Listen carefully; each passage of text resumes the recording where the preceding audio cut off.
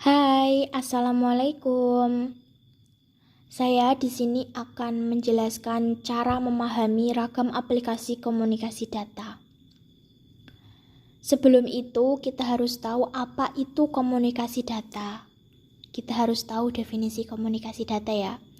Komunikasi data adalah proses pengiriman dan penerimaan data atau informasi dari dua atau lebih alat, seperti komputer, laptop, telepon genggam, printer, dan alat komunikasi lain yang terhubung dalam sebuah jaringan, baik lokal maupun yang luas, seperti internet.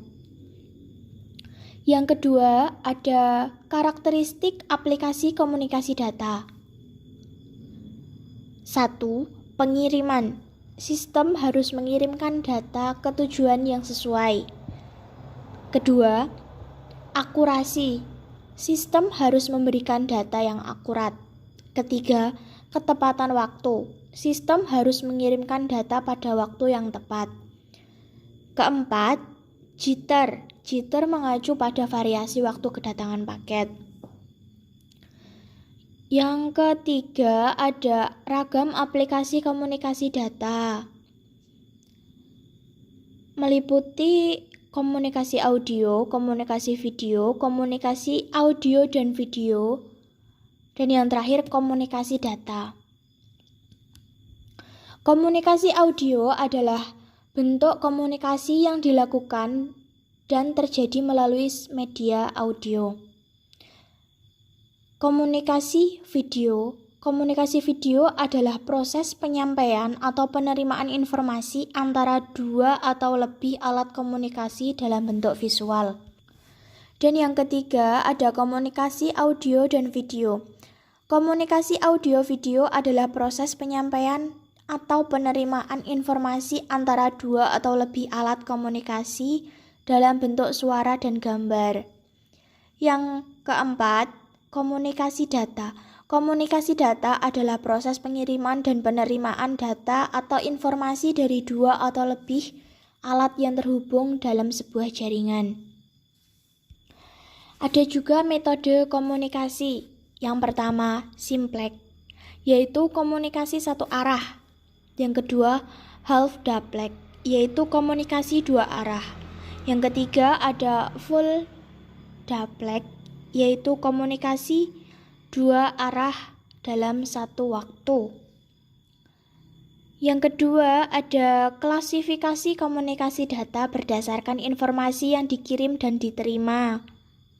Ada 4 ya tadi, yaitu komunikasi audio, komunikasi video, komunikasi audio dan video, dan komunikasi data. Ada juga jenis-jenis komunikasi data, yaitu terestrial, satelit. Yang wajib ada dalam komunikasi data adalah receiver, sender, message, media transmisi, dan yang terakhir protokol. Ada juga kelebihan komunikasi data. Yang pertama, memungkinkan kita untuk mengirim data dalam jumlah yang besar tanpa ada kesalahan dan ekonomis dari suatu tempat yang lain. Yang kedua, penggunaan komputer secara tepat maupun secara keseluruhan sehingga manajemen dalam hal kontrol baik dari desentralisasi maupun sentralisasi.